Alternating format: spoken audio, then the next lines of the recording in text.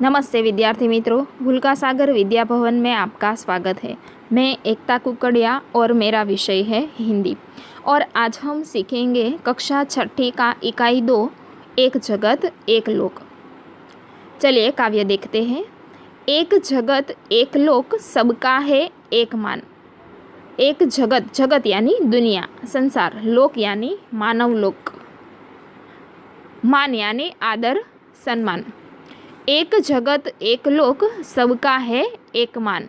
आ संसार एक मानव लोक छे। અહીં બધા જ વ્યક્તિનું એક સરખું માન સન્માન છે। एक चंद्र एक सूर्य एक भूमि आसमान। चंद्र और सूर्य का अर्थ आप जानते ही है। भूमि यानी धरती, पृथ्वी, और आसमान यानी आकाश। एक ज चंद्र આપણને બધાને પોતાની ચાંદની આપે છે। એક જ સૂર્ય આખી દુનિયાને પ્રકાશિત કરે છે। આપણે સૌ એક જ ધરતી ઉપર અને એક જ આકાશની નીચે રહીએ છીએ। चलिए आगे बढ़ते हैं। एक तेज एक हवा एक ही पानी, जीवन है सुख दुख की एक कहानी।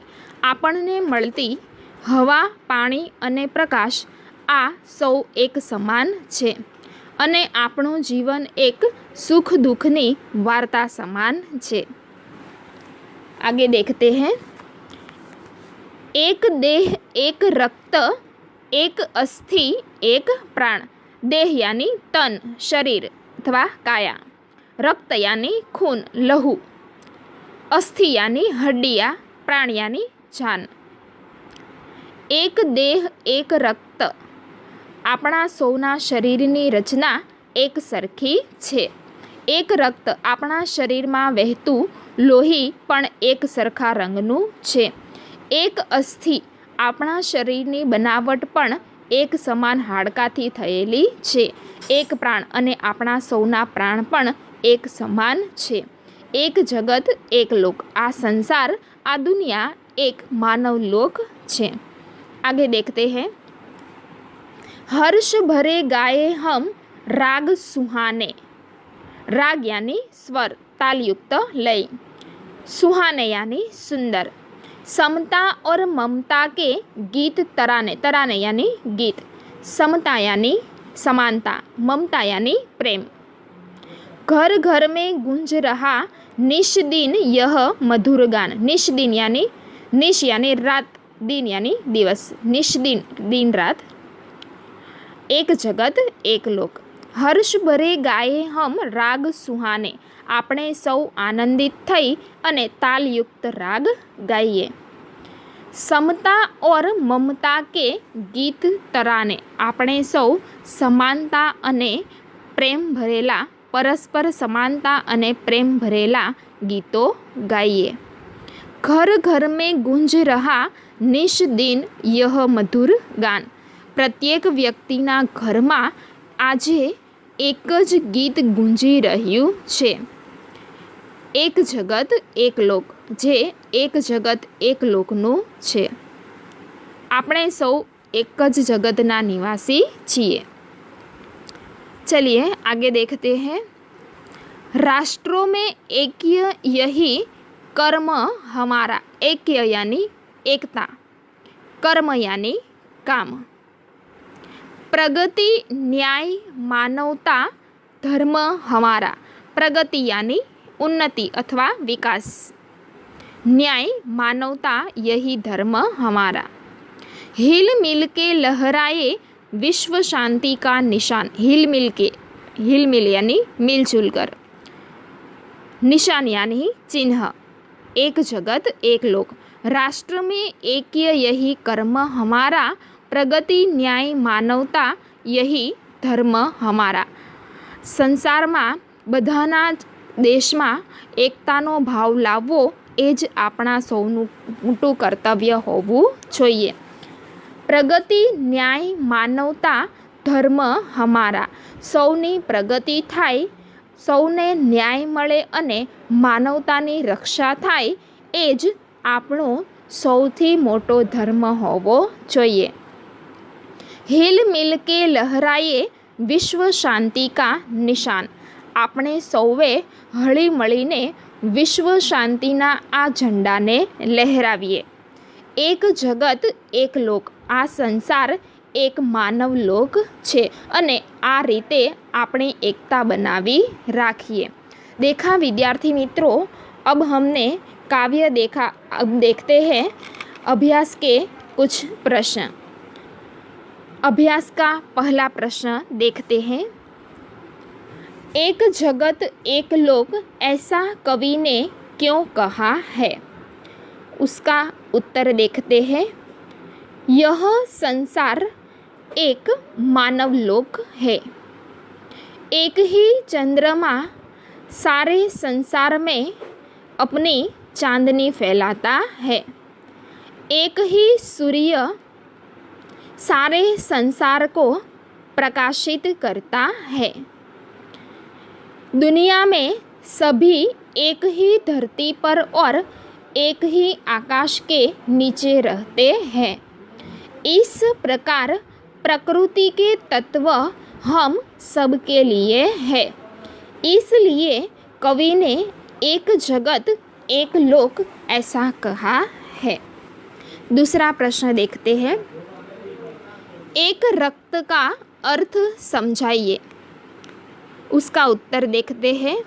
मनुष्य चाहे किसी भी देश, जाति और धर्म का हो, उसका रक्त का रंग लाल ही होता है. रक्त के रंग की समानता से साबित होता है कि पूरी मनुष्य जाति एक ही है. भले ही हमारे रंग रूप भिन्न हो, पर भीतर से हम सब एक ही हैं. इसीलिए कवि ने कहा है एक रक्त ऐसा हो. तीसरा प्रश्न देखते हैं. हमारा धर्म क्या होना चाहिए? उसका उत्तर देखते हैं. सबकी प्रगति हो, सबको न्याय मिले और मानवता की रक्षा हो, यही हमारा धर्म होना चाहिए. चौथा प्रश्न देखते हैं. हमारा जीवन सुख दुख की एक कहानी है, ऐसा कवि ने क्यों कहा है? उसका उत्तर देखते हैं. सभी मनुष्यों के जीवन में कभी की सुख के दिन आते हैं तो कभी दुख के दिन भी आते हैं. किसी का सारा जीवन न सुखी होता है और न दुखी. जीवन में बारी बारी से सुख और दुख आते जाते रहते हैं. इसलिए कवि ने कहा है कि हमारा जीवन सुख दुख की एक कहानी है. अब हम स्वाध्याय के प्रश्न देखते हैं. स्वाध्याय का प्रश्न 1. पहला, इस काव्य में प्रकृति के कौन कौन से तत्व हैं? इसका उत्तर देखते हैं. इस काव्य में हमें चंद्र, सूर्य, भूमि, आकाश, हवा, पानी आदि प्रकृति के तत्व देखने को मिलते हैं. दूसरा प्रश्न देखते हैं. काव्य का शीर्षक एक जगत एक लोक क्यों रखा गया है? उसका उत्तर, पूरे विश्व को एक ही सूर्य प्रकाश देता है. विश्व में एक ही हवा चल रही है और पानी भी एक ही है. सबके जीवन में सुख और दुख समान होते हैं. सभी मनुष्यों का शरीर एक जैसी हड्डियों से बना हुआ है. इसीलिए कवि इस काव्य का शीर्षक एक जगत एक लोक देना चाहते हैं. तीसरा प्रश्न. आप इस काव्य को और कौन कौन से शीर्षक देना चाहेंगे? हम इस काव्य को और 2 शीर्षक देना चाहेंगे. पहला, एक विश्व एक धरा और दूसरा विश्व बंधुत्व. चौथा प्रश्न. सभी नदियाँ अलग अलग है, फिर भी कवि क्यों कहते हैं एक ही पानी?